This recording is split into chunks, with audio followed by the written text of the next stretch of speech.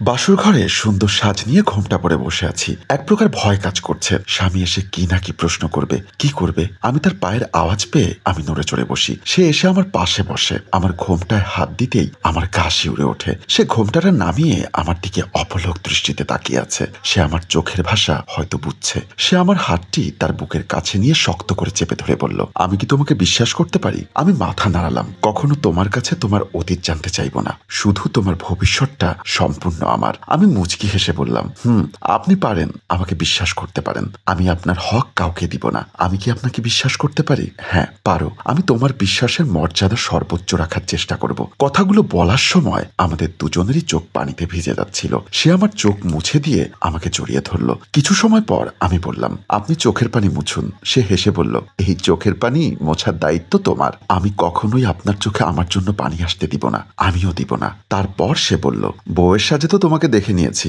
এখন যাও শাড়িটা পাল্টিয়ে পাতলা জামা পরে এসো। আমি বাধ্য মেয়ের মতো উঠে ওয়াশরুমের দিকে চলে গেলাম। সে মিটিমিটি হাসছে।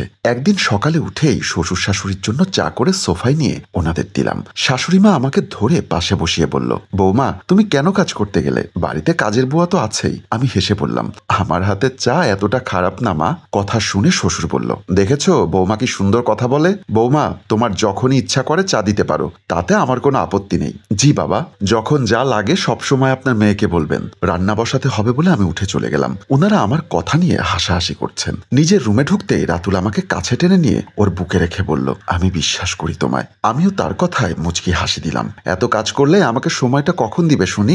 এই ছাড়ো তো, আমার রান্না বসাতে হবে। আরে রান্না বুয়া করবে, আসো না একটু। এই না, একদম না বলেই আমি মা মা বলে ডাক দিলাম। রাতুল ভয়ে আমাকে ছেড়ে দেয়। আমি সেই সুযোগে দৌড়ে চলে আসি। রাতুল কাণ্ড দেখে বলল, পাগলি বউ আমার। তারপর সে ফ্রেশ হতে চলে যায়। একদিন আমি রুমে ঢুকতে খেয়াল করলাম রাতুল কয়েকটা কাগজ নিয়ে পড়ছে আর মুচকি মুচকি হাসছে। কিন্তু এই মোবাইল ফোনের যুগে কি কেউ কাউকে লাভ লেটার দেয় নাকি? আমার আসার শব্দ পেয়ে সে কাগজগুলো লুকিয়ে ফেলে। আমার কেমন একটা সন্দেহ তৈরি হলো। তাহলে কি এখন চিঠির মাধ্যমেই প্রেম করেন উনি? তাই যদি না হয় তাহলে আমায় দেখে সে কাগজগুলো লুকিয়ে রাখবে কেন? লুকিয়ে খেয়াল করে দেখলাম সে কাগজগুলো মানি ব্যাগে রেখে দেয়। আমি কিছু না বলে বের হয়ে গেলাম। আবারও রুমে ঢুকে দেখি সে ওয়াশরুমে ঢুকছে। তখনই আমি রাতুলের মানি ব্যাগটা বের করে কাগজগুলো হাতে নিলাম। কাগজগুলো বের করে পড়তেই আমার চোখ কপালে উঠল। কি সুন্দর প্রেমের বাণী লিখে রেখেছে। রাগের থেকে কষ্টই বেশি হচ্ছিল। হঠাৎ খেয়াল করলাম হাতের লেখাটা আমার। এক মিনিট, এগুলো তো আমার ডায়েরির পেজ। তার মানে উনি আমার ডায়েরি থেকে সব পেজ ছিঁড়ে নিয়েছে। আমি তাড়াতাড়ি ডায়েরিটা বের করলাম। ডায়েরিটা বের করে দেখলাম তাতে একটা লেখা পেজও আর নেই, সব ছিঁড়ে ফেলেছে। রাতুল ওয়াশরুম থেকে বের হয়ে সে এই অবস্থা দেখে কি করবে বুঝে উঠতে পারছিল না। আমি তত সময় রেগে ফুলে বেলুন হয়ে আছি। পরিস্থিতি সামাল দিতে সে আমাকে পেছন থেকে জড়িয়ে ধরে বলল, আসলে এত সুন্দর কথা আমাকে নিয়ে লিখেছো যে সবসময় পড়তে ইচ্ছা করে, তাই ছিঁড়ে নিয়েছি। তুমি রাগ করো না, সবসময় তো তোমার সাথেই থাকতে ইচ্ছা করে, কিন্তু পারি না, তাই নিয়েছি। তুমি রাগ করো না সোনা বউ আমার। তখন আমি রাগ দেখিয়ে সেখান থেকে বের হয়ে যাই। রাতুল অফিস থেকে ফিরলে আমি দরজা খুলে দিলাম। তার হাতে দেখলাম ফুচকা, চটপটি, আইসক্রিম, চকলেট, অনেক রকমের ফুল। আমায় তাকিয়ে থাকতে দেখে সে বোকা হাসি দিয়ে বলল, তোমার কি পছন্দ জানি না, তাই সব নিয়ে এলাম। তুমি আবার পছন্দ জানি না বলে রাগ করো না কিন্তু, তাহলে এখন কিন্তু আমি কান্না করব। তার কথা শুনে আমি ফিক ফিক করে হেসে দিলাম। সে মুগ্ধর চোখে আমার দিকে তাকিয়ে আছে। রাতে আমার ফোনে অচেনা একটা নাম্বার থেকে কল আসে। রাতুল পাশেই বসা ছিল। আমি অনেক দ্বিধা নিয়ে কলটা রিসিভ করে লাউড স্পিকারে দিলাম। ওপাশ থেকে ছোট বোন বলল, আপু কেমন আছিস? আমাকে তো ভুলেই গেছিস। না রে বোন, ভুলিনি, শীঘ্রই আমাকে দেখবি বোন। সত্যি তুমি আসবে? হ্যাঁ রে বোন, আসবো। এখন রাখি তাহলে আপু, মা বাবাকে খুশির সংবাদটা দিয়ে আসি। বলেই কলটা রেখে দেয়। কথা শেষে সে মুচকি হেসে বলল, আমি পাশে থাকলে লাউড স্পিকারে দিয়ে কথা বলার দরকার নেই। আমি বিশ্বাস করি তোমায়। সবাই ভালোবাসি বলে, আর আপনি বিশ্বাস করি কেন বলেন?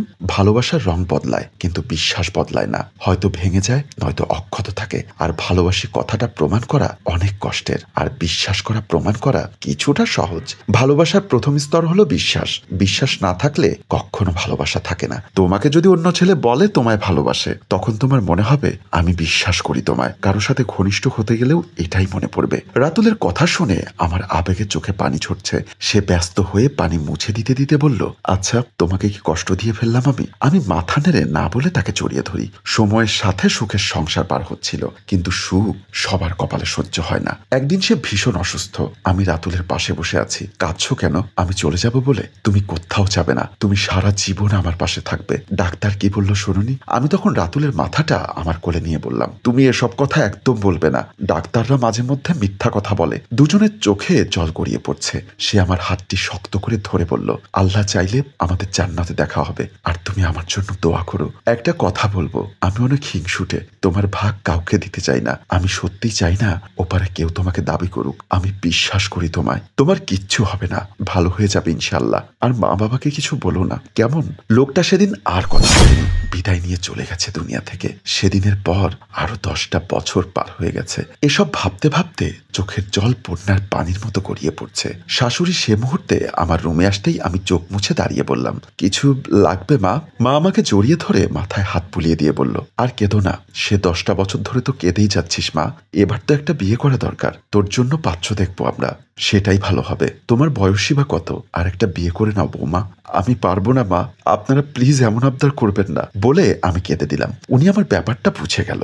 আমি কেমন করে বোঝাবো ওনাদেরকে? কাউকে নিয়ে কিছু ভাবতে গেলেই আমার কানে একটাই কথা বাজে, আমি বিশ্বাস করি তোমায়। মেয়েটির স্বামীর প্রতি বিশ্বাস ও ভালোবাসা দেখিয়ে আমাদের গল্প এখানেই শেষ হয়। সম্মানিত ভিউয়ার্স, মেয়েটির সিদ্ধান্তটি কেমন? সে কি বিয়ে করলে ভালো হবে, নাকি এরকম করে সারাটা জীবন পার করে দিবে? আপনারা কমেন্টস করে মতামত জানান। গল্পটির ভাবনায় হাশেম রাজু, পরিচালনায় সাব্বির, চিত্রগ্রহণ ইপ্তি। গল্পটি ভালো লাগলে লাইক, কমেন্ট ও শেয়ার করে অন্যকে দেখার সুযোগ করে দিন। ধন্যবাদ।